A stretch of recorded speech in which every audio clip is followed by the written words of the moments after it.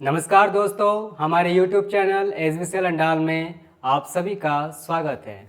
तो आज हम लोग रीजनिंग का चैप्टर कथन निष्कर्ष करने वाले हैं, जो कि आपका आने वाला जो एग्ज़ाम है एनटीपीसी और ग्रुप डी और एसएससी लेवल का भी जो है उसमें पूछे जाते हैं कथन और निष्कर्ष। ठीक है, तो आज का शुरू करते हैं पहला क्वेश्चन से। देखते हैं पहला क्वेश्चन क्या है। पहला आपका प्रश्न दिया हुआ है, कथन में बोला गया है कि सभी विद्यार्थी पढ़ाई करते हैं। ठीक है, क्या बोला गया है? सभी विद्यार्थी पढ़ाई करते हैं। अब इस कथन के अनुसार ही आपका आंसर निष्कर्ष से निकालना है कि क्या आंसर होगा। तो आपका कथन में तो बोला गया है कि सभी विद्यार्थी पढ़ाई करते हैं। आप यहाँ पर एक चीज देखिएगा कि यहाँ पर सभी के बारे में बोला जा रहा है। ठीक है, तो सभी के बारे में बोला जा रहा है, तो निष्कर्ष में बोला गया है कि कुछ विद्यार्थी पढ़ाई करते हैं। ठीक है, अगर हम इसको पॉजिटिव तरीका से सोचेंगे कि कुछ विद्यार्थी पढ़ाई करते हैं,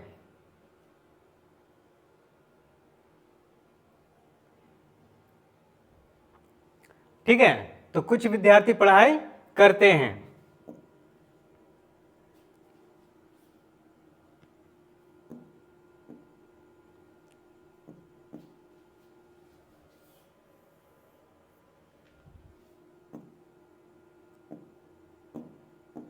ठीक है, तो यहां पर क्या बोला गया? सभी विद्यार्थी पढ़ाई करते हैं। लेकिन निष्कर्ष में क्या बोला गया कि कुछ विद्यार्थी पढ़ाई करते हैं, और सेकंड वाला में बोला है कि कुछ विद्यार्थी पढ़ाई नहीं करते हैं।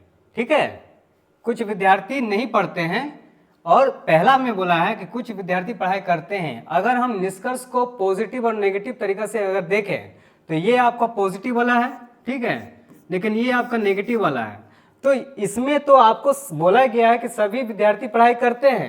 ठीक है, तो सभी के अनुसार अगर हम देखेंगे कि कुछ हिस्सा तो इसमें आ रहा है कि विद्यार्थी पढ़ाई करते हैं, लेकिन इस वाला में बोल रहा है कि कुछ विद्यार्थी नहीं पढ़ते हैं, ऐसा तो इसमें नहीं है। तो इसीलिए इसका आंसर अगर हम लोग लेंगे तो कथन के अनुसार निष्कर्ष का एक वाला सही होगा। ठीक है, आप अच्छी तरीके से समझ लीजिए कि सभी विद्यार्थी पढ़ाई करते हैं, तो निष्कर्ष आपका एक पॉजिटिव एक नेगेटिव में दिया हुआ है, तो इसका आंसर जो होगा आपका पॉजिटिव वाला होगा, क्योंकि इसमें बोल रहा है कि कुछ विद्यार्थी पढ़ाई करते हैं। अगर डायग्राम के अनुसार अगर देखेंगे तो हम अगर इसका डायग्राम बनाएंगे कि सभी विद्यार्थी के बारे में अगर बनाए, ठीक है, इसको बोला गया है कि ये क्या है? पढ़ाई करते हैं, पढ़ाई करते हैं, इस प्रकार का है। और निष्कर्ष में बोला गया कि कुछ विद्यार्थी पढ़ाई करते हैं, तो कुछ के हिसाब से अगर हम इसको देखेंगे तो ले सकते हैं, लेकिन यहाँ पर बोला गया सेकंड वाला में कुछ नहीं करते हैं, तो कुछ नहीं करते ऐसा तो बात नहीं है, करते तो है, तो इसीलिए इसका आंसर एक सही होगा। ठीक है, ऑप्शन में आप देख सकते हैं कि ऑप्शन को कैसे दिया गया है, विकल्प को। ऑप्शन ए में दिया केवल निष्कर्ष एक सही है, केवल दो सही है, दोनों सही है, कोई भी सही नहीं है। ठीक है, कोई भी निष्कर्ष सही नहीं है, तो इसका आंसर आपका क्या निकल के आ रहा है? केवल एक सही आ रहा है, तो ऑप्शन ए मारेंगे। ठीक है, आगे बढ़ते हैं। 2 नंबर देखिएगा, सरकार ने ग्रामीण क्षेत्रों में स्वास्थ्य सेवाएं बढ़ाने का निर्णय लिया है। यह सरकार का एक अपना ये है, बोल रहा है कि सरकार ने ग्रामीण क्षेत्रों में स्वास्थ्य सेवाएं बढ़ाने का निर्णय लिया है। अब निष्कर्ष क्या निकल के आता है ये देखेंगे। निष्कर्ष में बोला गया है कि ग्रामीण क्षेत्रों में स्वास्थ्य सेवाएं पहले से कम थी, ये बात बोला गया है। दूसरा में बोला है कि सरकार ग्रामीण क्षेत्रों की स्वास्थ्य व्यवस्था को लेकर गंभीर है। तो यहाँ पर सबसे पहले कथन को ही आपको समझना होगा कि सरकार ने ग्रामीण क्षेत्रों में स्वास्थ्य सेवा बढ़ाने का निर्णय लिया गया है। ठीक है, ये वाला बात जो बोला गया है कि ग्रामीण क्षेत्रों में मतलब सेवाएं बढ़ाने का निर्णय लिया गया है, तो इसके अनुसार निष्कर्ष मेरा क्या निकलेगा? क्या इस कथन में बोला गया है कि कम है या ज़्यादा है? ऐसा तो कुछ बात बोला नहीं गया है। लेकिन अगर कथन 2 को अगर हम कथन के हिसाब से निष्कर्ष 2 को देखते हैं, तो यहाँ पर सरकार ग्रामीण क्षेत्रों की स्वास्थ्य व्यवस्था को लेकर एक गंभीर विचार में है। ठीक है, तो इस हिसाब से अगर हम देखेंगे कि गंभीरता है कि वहाँ पर स्वास्थ्य सेवाएं बढ़ाना चाहिए, इस विषय के अनुसार अगर हम देखेंगे तो निष्कर्ष आपका 2 सही लग रहा है, एक पूरी तरह से सही नहीं है। ठीक है, तो इसीलिए इसका निष्कर्ष आपका 2 निकल के आएगा। ऑप्शन में हम चेक करके देख लेंगे तो ऑप्शन बी में निष्कर्ष दिया हुआ है। ठीक है, निष्कर्ष 2 सही होगा। 3 नंबर देखिएगा। 3 नंबर क्या है कि मोबाइल फोन का अत्यधिक प्रयोग युवाओं में बढ़ रहा है। ठीक है, जो युवा लोग हैं वो अत्यधिक मोबाइल फोन का प्रयोग कर रहे हैं उसका। ठीक है, तो यहाँ पर निष्कर्ष क्या निकल के आया है कि युवा मोबाइल फोन पर निर्भर हो रहे हैं। ठीक है, मतलब मोबाइल फ़ोन जो है उसका काफ़ी ज़्यादा उस पर मतलब आत्मनिर्भर होते जा रहे हैं। 2 नंबर है कि सभी युवा मोबाइल का दुरुपयोग कर रहे हैं। यहाँ पर निष्कर्ष 2 में बोला गया है कि दुरुपयोग कर रहे हैं, तो दुरुपयोग का बारे में बोला गया है यहाँ पर निष्कर्ष में। लेकिन हम लोग कथन के अनुसार समझेंगे कि कथन में ऐसा तो बात बोला नहीं गया है, दुरुपयोग या सदुपयोग ऐसा तो बात बोला गया है क्या? सिर्फ बोला गया है कि मोबाइल फोन का अत्यधिक प्रयोग युवाओं में बढ़ता जा रहा है, ये बात बोला गया है। लेकिन ये बात नहीं बोला गया है कि उसका दुरुपयोग किया जा रहा है। तो आपका निष्कर्ष जो है वो 2 तो गलत लग रहा है। अब एक अगर हम देखेंगे युवा मोबाइल फोन पर निर्भर हो रहे हैं, ये तो बात सही है, हर कोई मोबाइल फोन के मतलब उसका प्रयोग कर रहे हैं। ठीक है, और उसके अनुसार अगर हम देखेंगे तो युवा लोग में मतलब मोबाइल फ़ोन पर काफ़ी ज़्यादा इस पर निर्भरशील हो रहे हैं। तो इसका आंसर हमको लगता है कि एक बिल्कुल सही होना चाहिए। अब हम लोग देख लेंगे ऑप्शन में, तो ऑप्शन में दिख रहा है केवल निष्कर्ष 1 सही है। ठीक है, केवल 2 सही है, दोनों सही है, या कोई भी निष्कर्ष नहीं है या सही नहीं है। तो इसका आंसर तो निकल के 1 आ रहा है, जो कि आपका ऑप्शन ए में दिया हुआ है। ये बात आप लोग अच्छी तरह समझ लीजिएगा कि जब भी हम लोग कथन निष्कर्ष को देखते हैं तो आंसर कभी भी निष्कर्ष जो है वो आपका मतलब किस पर मतलब ये रहेगा, वो कथन पर, कथन के अनुसार ही निष्कर्ष को हम लोग देखते हैं कि निष्कर्ष में वो उससे मिलता जुलता है कि नहीं। अगर हम देख रहे हैं कि कथन में बोला गया है तो उसके अनुसार ही निष्कर्ष में हम लोग आंसर को लेते हैं। ठीक है, आगे बढ़ते हैं। 3 नंबर, अच्छा 3 नंबर तो हो गया। 4 नंबर देखिए, विद्यालय ने छात्रों को समय पर आने का निर्देश दिया। ठीक है, क्योंकि विद्यालय में एक टाइम रहता है, उस टाइम में सभी बच्चों को आना रहता है और जिस टाइम पर छुट्टी होता है उसको भेज दिया जाता है। तो इसीलिए यहाँ पर एक कथन के अनुसार में बोला गया है कि विद्यालय ने छात्रों को समय पर आने का एक निर्देश दिया है। अब निष्कर्ष को हम लोग देखेंगे, निष्कर्ष क्या निकल के आता है, कुछ छात्र समय पर नहीं आते थे। ठीक है, ये बात बोला गया है। 2 नंबर बोला है कि सभी छात्र समय पर आने लगे हैं। ठीक है, सभी छात्र समय पर आने लगे हैं, ये बात बोला गया है। अगर हम इसका निष्कर्ष को देखेंगे और कथन को देखेंगे तो कथन में सबसे पहली बात क्या बोला गया है, छात्रों के बारे में बोला गया है कि जो छात्र है ना वो समय पर आने का निर्देश दिया गया है। ठीक है, तो ये निर्देश क्यों दिया गया है, हो सकता है कि कुछ छात्र ऐसे होंगे जो समय पर नहीं पहुंचते होंगे, इस वजह से उसको एक निर्देश दिया गया है ताकि कोई भी बच्चा मतलब देरी से मतलब विद्यालय में ना पहुंचे। इसीलिए एक निर्देश दिया गया है कि सभी बच्चों को समय पर आने का एक निर्देश दिया गया। अब निष्कर्ष यहाँ पर क्या निकला कि कुछ छात्र समय पर नहीं आते थे, हो सकता है नहीं आते होंगे, सभी छात्र समय पर आने लगे। ठीक है, तो अगर हम इसके बारे में अगर बोलें तो इसका आंसर आपका क्या होगा, जरा सोच कर आप लोग देखिएगा। इसका आंसर मैं अभी बताऊंगा, तब तक मैं गर्मी बहुत है, जरा पानी पी लूँ मैं। ठीक है,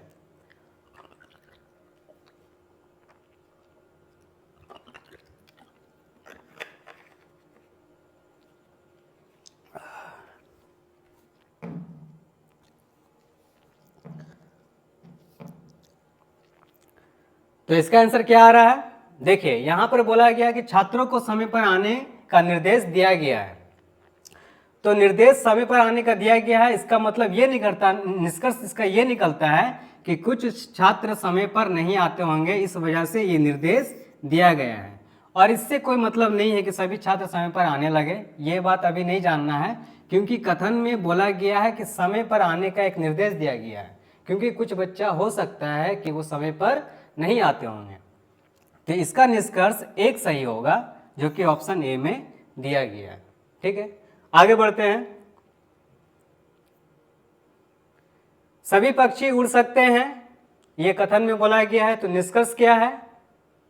एक आपका नेगेटिव में है और एक पॉजिटिव में है। ठीक है, लेकिन दोनों में कुछ कुछ बोला गया है। जैसे निष्कर्ष एक में बोला गया कि कुछ पक्षी उड़ सकते हैं और दूसरा वाला में बोला गया कि कुछ नहीं उड़ सकते हैं। तो कभी भी अगर कथन में बोल दिया गया है, कथन में अगर बोल दिया गया है कि सभी मतलब उड़ सकते हैं, ठीक है, और निष्कर्ष में बोला गया कि कुछ उड़ सकते हैं और कुछ नहीं, तो ये आपका नेगेटिव वाला में जा रहा है और ये आपका पॉजिटिव वाला में। तो इसके लिए हमको जब भी आंसर लेना होगा तो पॉजिटिव वाला लेंगे। ठीक है, तो इसके अनुसार निष्कर्ष आपका एक सही होगा, जो कि ऑप्शन ए में दिया गया है। ठीक है, आगे बढ़ते हैं।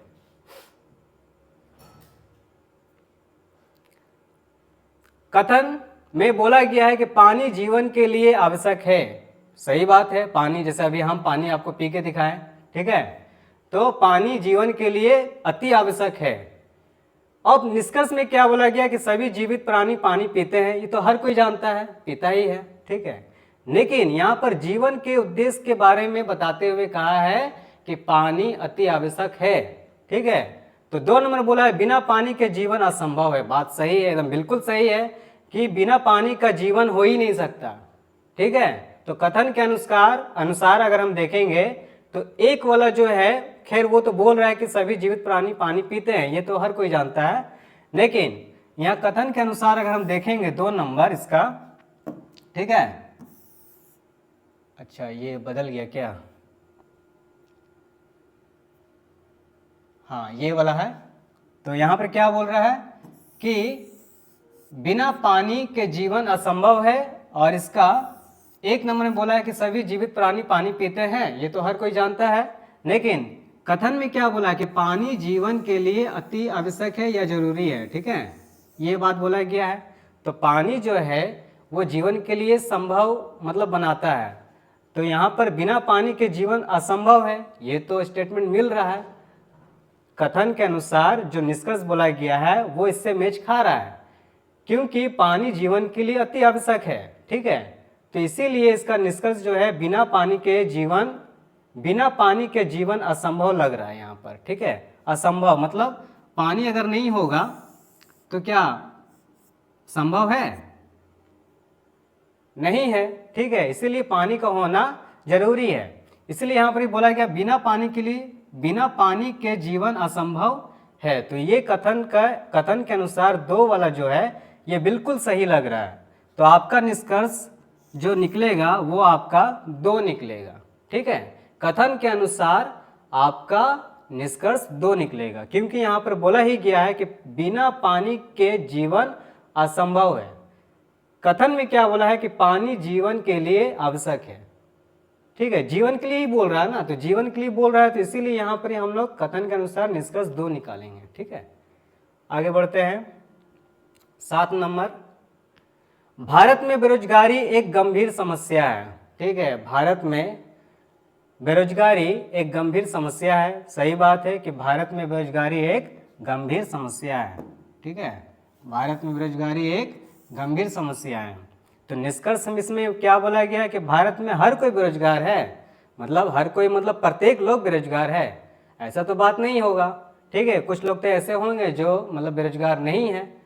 लेकिन कथन में क्या बोल रहा है, कथन में आप समझने की कोशिश कीजिएगा कि भारत में बेरोजगारी एक गंभीर समस्या है। यहाँ पर ये नहीं बोला है कथन में कि भारत में सब लोग मतलब बेरोजगार है। ठीक है, ऐसा तो बात नहीं बोला गया। तो निष्कर्ष में आपका यहाँ पर क्या दिया हुआ, निष्कर्ष में बोल रहा है कि भारत में हर कोई बेरोजगार है, हर कोई तो नहीं होता है। ठीक है, फिर उसके बाद 2 नंबर में भारत में कई लोग बेरोजगार है, कई लोग हो सकता है लेकिन सब नहीं हो सकता है। ठीक है, तो इसीलिए इसके अनुसार ये वाला आपका गलत होगा और ये सेकंड वाला सही होगा। ठीक है, भारत में बेरोजगार एक गंभीर समस्या है, तो इसके अनुसार हम लोग आंसर क्या लेंगे, भारत में कई लोग बेरोजगार है। इससे बात ये समझ में आता है कि भारत में बेरोजगारी है तभी ना बोला जा रहा है, लेकिन ये नहीं बोला गया कि भारत में हर कोई बेरोजगार है। हर कोई बेरोजगार नहीं है। ठीक है, तो इसका आंसर आपका 2 हो जाएगा। केवल निष्कर्ष 2 सही है। ठीक है, आगे बढ़ते हैं। 8 नंबर है कि परीक्षा में सफल होने के लिए परिश्रम आवश्यक है, मतलब जरूरी है। अगर हम एग्जाम दे रहे हैं और उसमें सफल हो रहे हैं तो उसका मेन कारण क्या है? मेहनत। ठीक है, मेहनत जो किए हैं, परिश्रम किए हैं, उसका फल मिला। ठीक है, तब जाके सक्सेस। तो निष्कर्ष यहाँ पर क्या दिया है? बिना परिश्रम के कोई सफल नहीं हो सकता। ये बात बोला गया कि बिना परिश्रम के कोई सफल नहीं हो सकता। और दो नंबर में बोला है कि परिश्रमी छात्र ही परीक्षा में सफल होते हैं, ऐसा बात बोला गया है। सबसे पहले हम देखेंगे कि आपका कथन में बोल रहा है क्या कि सफल होने के लिए परिश्रम करना पड़ता है। ठीक है, ये बात बोला गया।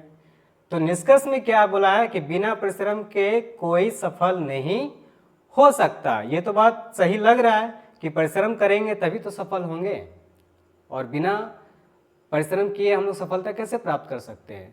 इसके लिए परिश्रम तो करना ही होगा, तभी सफलता मिलेगी। और 2 में बोला गया है परिश्रमी छात्र ही परीक्षा में सफल होते हैं। ठीक है, जो परिश्रम करेगा वही सफल होगा, ऐसा भी बात नहीं है। ठीक है, ऐसा भी बात इसमें नहीं है, क्योंकि यहां पर सफलता के बारे में बोला गया है। सफलता के बारे में, तो सफलता के बारे में बोला गया है, तो यहाँ पर सफल होने के लिए परिश्रम तो करना पड़ता है, ये तो बात है। तो बिना परिश्रम के कोई सफल नहीं हो सकता, ये सही है। लेकिन 2 नंबर बोल रहा है कि परिश्रमी छात्र ही, जो मतलब परिश्रम करते हैं वही परीक्षा में सफल होंगे, ऐसा भी बात नहीं है। तो इसके अनुसार आपका 1 सही लग रहा है और 2 गलत लग रहा है। तो इसका आंसर आपका क्या होगा? ऑप्शन ए होगा, विकल्प ए। ये समझ में आ रहा है आप लोग को? तो आगे बढ़ते हैं।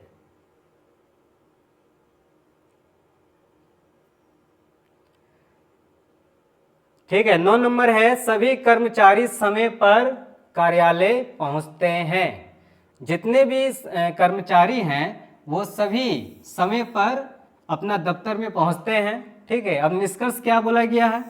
देखिए, जब भी निष्कर्ष हम लोग निकालते हैं ना, वो कथन के अनुसार ही निकालते हैं, बिना कथन के अनुसार हम लोग नहीं सोच सकते हैं। ठीक है, तो कथन में जो बोला गया है उसके अनुसार ही हमको निष्कर्ष निकालना होगा। जैसे 1 नंबर में क्या बोला गया? कोई भी कर्मचारी देर से नहीं आता, ये बात बोला गया है। और 2 नंबर में बोला कि कुछ कर्मचारी देर से आते हैं, ये बात बोला गया है। ठीक है, तो सभी कर्मचारी समय पर कार्यालय पहुंचते हैं। तो निष्कर्ष क्या निकल के आएगा? कोई भी कर्मचारी देर से नहीं आते हैं, ये तो एकदम बिल्कुल सही है, क्योंकि कथन में ही बोला है कि सभी लोग समय पर आ रहे हैं। जब सभी लोग समय पर आ रहे हैं तो ये वाला निष्कर्ष में जैसे यहाँ बोला है कोई भी कर्मचारी देर से नहीं आते हैं, तो ये बात एकदम बिल्कुल सही है। समय पर आ रहे तभी तो मतलब ये होगा ना, समय पर ही आ रहे हैं, सब बोल रहे सभी समय पर आ जा रहे हैं। तो समय पर जब आ जा रहे हैं तो कोई भी कर्मचारी देर से नहीं आते होंगे, तो निष्कर्ष 1 सही है। 2 क्या बोल रहा है कि कुछ कर्मचारी देर से आते हैं, ये बात बिल्कुल गलत है। सबके सब तो समय पर आ रहे हैं, तो फिर देर से आने वाली बात कोई हो ही नहीं सकता। ठीक है, तो इसका निष्कर्ष क्या होगा? केवल 1 होगा। ठीक है, कथन के अनुसार निष्कर्ष 1 होगा। अब आपका लास्ट है, अंतिम है और काफी मजेदार है, इसको आप लोग देखिए और समझिए। ठीक है, आपको कुछ समय दे रहा हूं आपको। जैसे बोला है कि पढ़ाई के साथ खेल कूद भी जरूरी है। ठीक है, और निष्कर्ष में बोला गया खेल कूद से पढ़ाई में रुकावट आती है, पढ़ाई के साथ खेल कूद भी करना चाहिए। इसको देखिए और समझिए।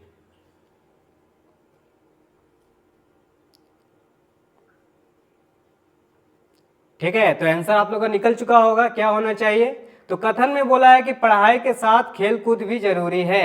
मेरे अनुसार तो ये बात बिल्कुल 100% सही है कि खेल कूद के साथ पढ़ाई भी एक्टिविटी करना चाहिए, इससे मन मस्तिष्क भी अच्छा रहता है। जैसे आपका बोला गया है कि पढ़ाई के साथ खेल कूद भी जरूरी है, तो ये कथन में बोला गया है। देखिए, कथन में जो बोला है उसके अनुसार तो हमको मतलब विचार करना ही होगा। तो कथन में बोला है कि पढ़ाई के साथ खेल कूद भी जरूरी है, ये कथन में बोला गया है, और कथन के अनुसार ही हमको निष्कर्ष में देखना है। 1 नंबर में बोला है कि खेल कूद से पढ़ाई में रुकावट आती है, ऐसा बिल्कुल नहीं है। अगर पढ़ाई भी किया जाए और खेलकूद भी किया जाए तो कभी भी रुकावट नहीं आएगा। पढ़ाई के साथ खेलकूद भी करना चाहिए, जो कि कथन से मेच खा रहा है। आपका 2 सही है और 1 गलत है, तो इसका आंसर क्या हो जाएगा? ऑप्शन बी निष्कर्ष 2 हो जाएगा। तो अगर ये चैप्टर आपका मतलब अच्छा नहीं है तो हमारा वीडियो ये देखिए और समझिए। और तब तक के लिए आज ये वीडियो मतलब समाप्त है और आते हैं नेक्स्ट वीडियो में। अगर ये वीडियो आपको बहुत ही अच्छा लगा हो तो इसके लिए लाइक एंड सब्सक्राइब जरूर करें। धन्यवाद।